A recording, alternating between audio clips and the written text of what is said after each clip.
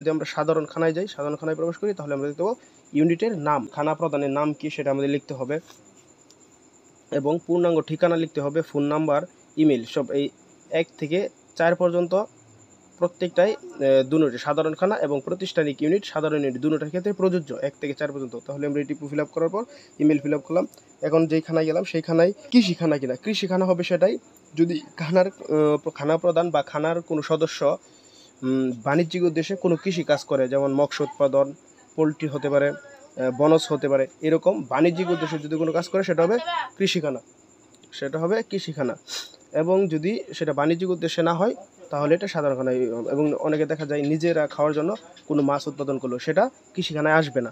যদি বাণিজ্যিক উদ্দেশ্যে হয় সেটা কৃষিখানায় অন্তর্ভুক্ত হবে, আর যদি না হয় তাহলে না, হ্যাঁ হলে হ্যাঁ।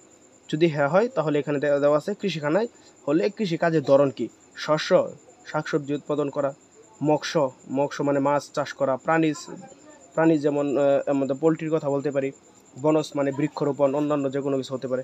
খানায় কৃষি বহির্ভূত কোনো অর্থনৈতিক কর্মকাণ্ড আছে কিনা, যেমন কৃষিকাজের বাইরেও কোনো কাজ করে কিনা, যেমন খানার কোনো সদস্য যদি বাইরে দোকান থাকতে পারে, মুদির দোকান, বা খানা সদস্যের কোনো বাইরে ভ্রাম্যমান কোনো ব্যবসা থাকতে পারে, সেটা যদি থাকে তাহলে হ্যাঁ অথবা না।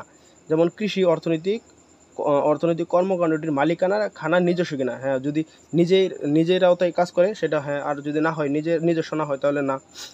কৃষি বহির্ভূত অর্থনৈতিক কর্মকাণ্ডটি খানার বাহিরে নির্দিষ্ট কোনো স্থানে স্থায়ী বা অস্থায়ী কিনা, যদি স্ট্রাকচারটি স্থায়ীভাবে হয় তাহলে স্থায়ী, আর যদি না হয় তাহলে অস্থায়ী।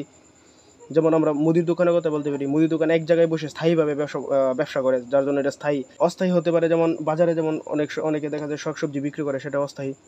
এখানে দেখতে পাচ্ছি কৃষি বহির্ভূত অর্থনৈতিক কর্মকাণ্ডের ধরন। কৃষি বহির্ভূত অর্থনৈতিক কর্মকাণ্ড সেটা কি সেবামূলক নাকি শিল্প? কৃষি বহির্ভূত অর্থনৈতিক কর্মকাণ্ডে খানার বাহিরে ভ্রাম্যমান কিনা, হ্যাঁ ভ্রাম্যমান হবে। যদি অনেকে দেখা যাচ্ছে ভ্যান নিয়ে শাকসবজি বিক্রি করে বা জুতা বিক্রি করে, ওখানে অনেকে দেখা যায় কৃষি ইন্টারনেটের মাধ্যমে কন্টেন্ট তৈরি করা, বা অনেকে টিকটক করে, এগুলো যদি কেউ করে তাহলে হবে কৃষি বহির্ভূত অর্থনৈতিক কর্মকাণ্ডে অনলাইন ভিত্তিক, যাকে উদ্যোক্তা বলা যায়।